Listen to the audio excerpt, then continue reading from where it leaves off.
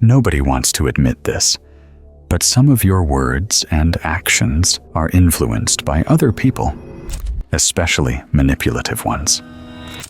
Sometimes it's subtle, so slow and sneaky that you don't even realize it's happening.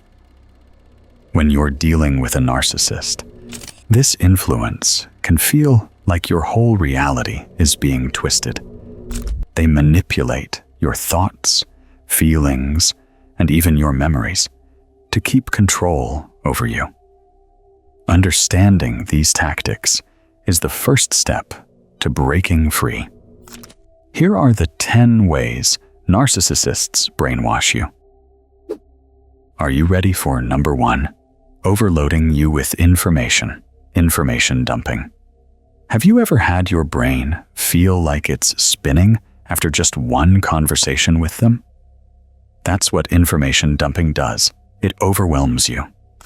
The narcissist floods you with non-stop talking, random facts, long-winded stories, or complicated explanations, especially during arguments.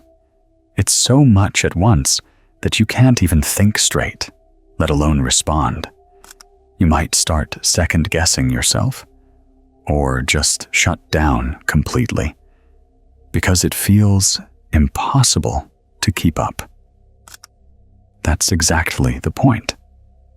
By drowning you in all that noise, they distract you from the real issue and keep control of the conversation while you're left feeling confused, exhausted, and unsure of what just happened.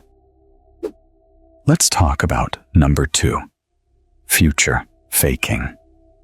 Future faking means making grand promises about the future to keep you hopeful and invested, while having no intention to follow through. The narcissist knows exactly what you dream about. Maybe it's a happy home, a wedding, a family, or just finally feeling safe and loved. So they make these big, exciting promises to keep you hooked. You start thinking, maybe things will get better soon, and that hope keeps you hanging on. But deep down, they never planned to make those promises real. It's just a trick to control you and stop you from walking away, because as long as you're waiting for that someday, you're still stuck in their game. Let's move on to number 3, creating false emergencies.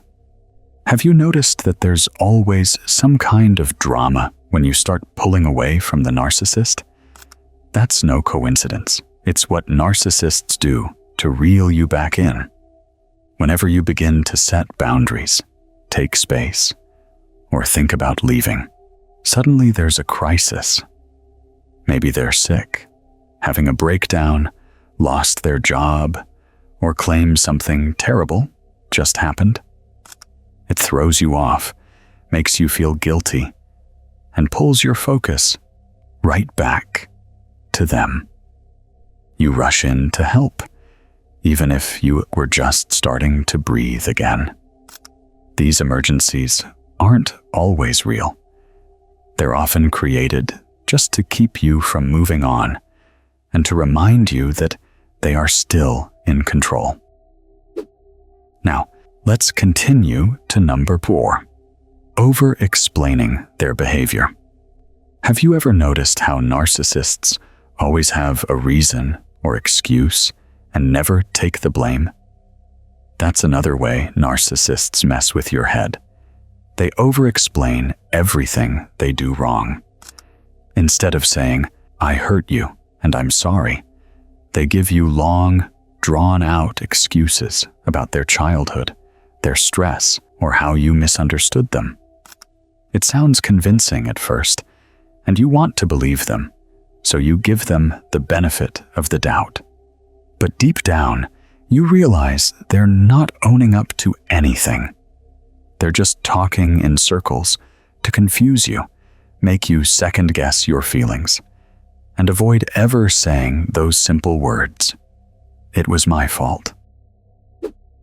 You shouldn't miss number 5, creating dependency. Narcissists slowly chip away at your independence by messing with your job, your money, or even your friendships. Maybe they guilt you into quitting work, make you feel useless, or isolate you from people who care about you. Before you know it, you're depending on them for everything: emotional support, money, even basic decisions. It makes you feel stuck, like you couldn't survive without them. But that's exactly what they want, to keep you too powerless to leave. The more they control, the harder it feels to break free, and that's by design. You might start doubting your own abilities, or feel scared to take any steps alone. But deep down, you have the strength and right to reclaim your independence and live life on your own terms. Are you still up for number 6? Feigning vulnerability to gain sympathy. Have you ever felt like you had to stay because they couldn't handle life without you? That's them feigning vulnerability, and it works like a trap. When things get tense or you start to question the relationship, they suddenly become soft, broken, or deeply emotional. They might cry or act like they're falling apart just to make you feel sorry for them. And because you're kind and empathetic, you end up comforting them instead of confronting them. You start to feel like you're the strong one, the helper, the one who can't leave because they need you. But in reality, it's just another way they keep you stuck, by turning your compassion into a chain. Let's keep it moving to number 7, boundary erosion. Narcissists slowly chip away at your personal boundaries, making unacceptable behavior feel normal over time. At first, it's small things: a comment that feels off, a demand that crosses a line. You might speak up, but they guilt you, argue, or act like you're overreacting. You might even start blaming yourself or wondering if you're too sensitive. Over time, you stop pushing back. Things that once felt wrong start to seem normal. And you find yourself tolerating behavior you never would have accepted before. It's because they've trained you to question your right to say no. The truth is, your feelings and boundaries are valid, and you deserve to have them respected every single time.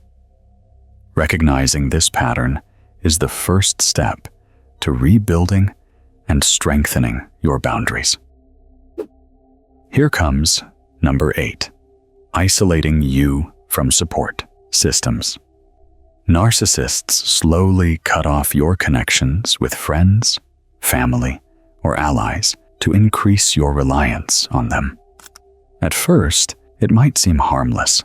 They say your friend doesn't really support you, or that your family is too controlling. They create drama, plant doubts, or make you feel guilty for spending time with others. Before you know it, you're not texting your best friend back, avoiding family calls, and only turning to the narcissist for everything. It doesn't happen overnight, but the end goal is clear. They want you to feel like they're the only one you can count on. And when you feel cut off from your support system, it's easier for them to control you. Moving on to number 9, changing the narrative. Are you sure that's how it really happened? Does this question sound familiar to you? One of the sneakiest ways a narcissist brainwashes you is by constantly changing the story. You remember something clearly, but they twist the details, deny things they said or did, and act like you're the one who's confused. Over time, this makes you start doubting your own memory and even your sanity. You begin to rely on their version of events because you feel unsure of your own. It's a mind game designed to make you feel small and dependent on them for the truth. Finally, we're down to number 10, mirroring. In the beginning, the narcissist mimics your values, interests, and personality traits to make you feel like you've found your perfect match, only to later use those same traits against you. That's the trap of mirroring. They seem to love the same music, laugh at your jokes, and make you feel deeply understood. You let your guard down because it feels so real, like they get you in a way no one else does. But later, those same things you loved about yourself are used to hurt you. They mock your interests, twist your words, or call you fake for being who you are. What once felt like connection turns into manipulation, and you're left wondering if any of it was ever real. Now that you've learned some of the ways narcissists brainwash you, it's easier to understand why you've felt so confused and stuck. It's important to remember that none of this is your fault. You didn't ask to be manipulated or controlled. But knowing these tactics gives you a chance to protect yourself and start trusting your own voice again. You don't have to accept their version of reality or stay trapped in their games.